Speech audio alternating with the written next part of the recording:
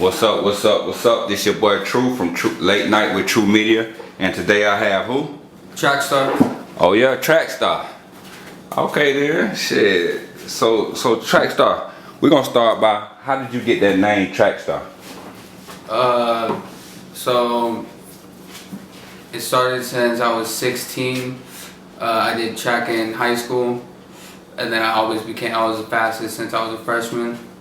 So then as time started progressing, started going to state, everything like that, Right. they just started calling me Trackstar. For real? So being the fastest, you a leader then? Yeah. Okay then. So where you from, man? I was born in Fairfax County, Virginia, and then grew up there. I think until I was about 5 or 6. Moved out here because my mom wanted me to see her side of the family. On the West Coast? Yeah, okay. And they all lived out here. And then so I just been here since then. How long you been here? 15 years. 15 years. How you like it out this way? How you like it out this way? I mean, I like it. I mean, it's besides the summer, besides 20 or 100% of the time, it's right. hot as hell 24/7. Right. I mean, 110, you don't want to go outside or do anything really. Right. So with that being said, then how was the music scene around here in the Phoenix, Arizona area? The music scene wasn't as popular as much. It wasn't as like advertised, anything like that. It just started up with people coming up with podcasts and then started doing reviews on like Facebook or on YouTube and stuff like that. So then people started networking with the people that did the podcast. They would put their like random people, like one for instance, the J High class. Right. They do the podcast and they have people send in their links to the tracks. Right. So it's just a constant networking now. Constant network. So now the scene is they bigging up. They picking up with the on the music scene around here, right? Yes. Right. They played up very much. So what inspired you to do music? At first I was just beat making, like that's purely what I did. I was behind the scenes. Right. Didn't want to rap, didn't want to do anything. Mm. But my homie Shay Bone told me, he was like, look, we're doing this song Dogging Me and you're rapping a verse. I don't care, we're not leaving, you're rapping this verse or you're not leaving. Right. So I was like, okay, it was like 2 o'clock in the morning, so I was like, I'm trying to go home. So I guess I'm just gonna do what I have to do, and then that's how Dogging Me came out. Okay then, dang. So you got some good studio vibes that night. Yeah, and did the song come out good? Oh, 100%. I mean, it was like a home makeshift studio. So we did it in his living room. He had his laptop, he had a mic. And when did it right off the top, nothing written, nothing. Well, I want to speak about this song you got called True Dreams. I heard it, man. I like it, man.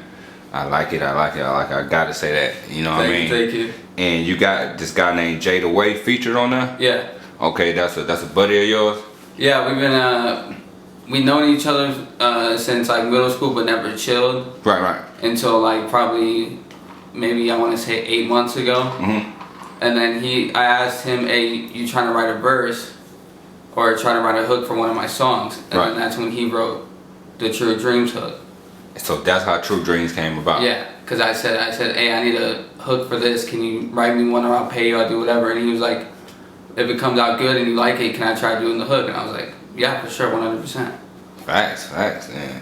So what's something you like to have or that you like to do while you in your studio sessions? I always have a blunt in the engineer room, and I always have a blunt in the studio, like the actual session, like where the mic is and everything. This the first I heard that. Yeah, I like having one in there, one out there, because you already have your own in the booth. Right. And then once you come out here, you're in a community vibe, so then you're back to passing the blunt and talking. Facts. Well, since we speaking on the studio, tell me a good studio experience. Probably one of my best studio experiences, probably one of the songs that is coming on my EP, Murder Thoughts. Murder Thoughts. And what's it called? That one I did in an hour. For real? I think I seen something on there, like you said something about being the Reaper or something like that. Yeah. Is that the song? No, that's Dogging Me. Oh, that's Dogging Me? Okay. Dogging Me was, I pretty much have been freestyling. Like I don't really write. Right. I'll freestyle, and if something clicks in my head, I'll just remember it over and over again, and I'll be able to spit it again. Thanks. So what about this song "Waste of Time"? Another one, man. Waste of Time was 30, 45 minutes, 100% no lie. So you dropping them quick like that, man? It's like, and there's certain songs, if I catch a vibe instantly, then I'm gonna make it work, and then once it's working, I'm gonna make sure it's executed. Right. So who does a lot of your productions on your beats and stuff? King. King? He's IDDC Studios out here in Phoenix. Uh-huh. I go to him for all my beats. I go to him for my mixing and mastering studio session.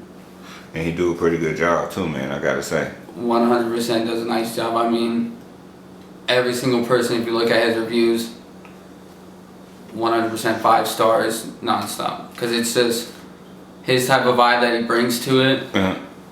He's not one of those engineers that are like pushing you hard as hell, saying, "Hey, you need to get this done. You need to get this done." Right. He's sitting there going, "Look, take a second if you got it. Just Right.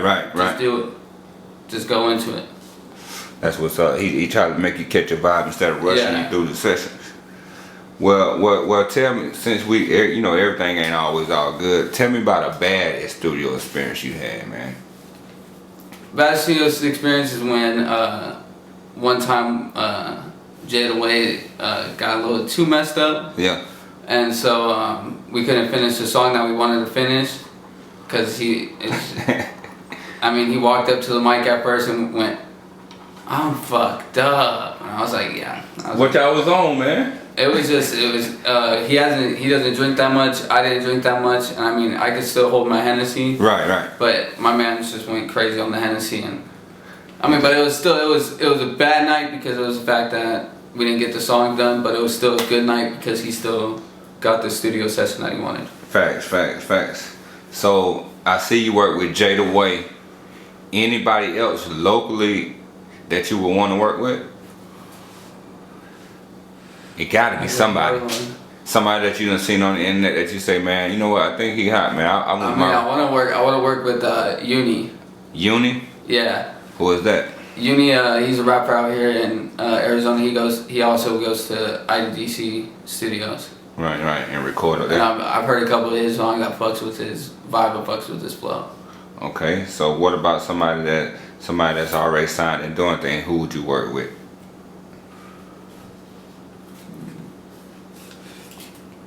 That's a hard one. It just depends on what type of song I'd be making. If I was making a song like True Dreams, right, it'd probably be with A Boogie. A Boogie. Yeah. Okay, and he Ace Boogie. Yeah. He hard. I think he's from New York. Yeah, and it's just his how he does the singing part in some of his songs just would work perfectly. Facts.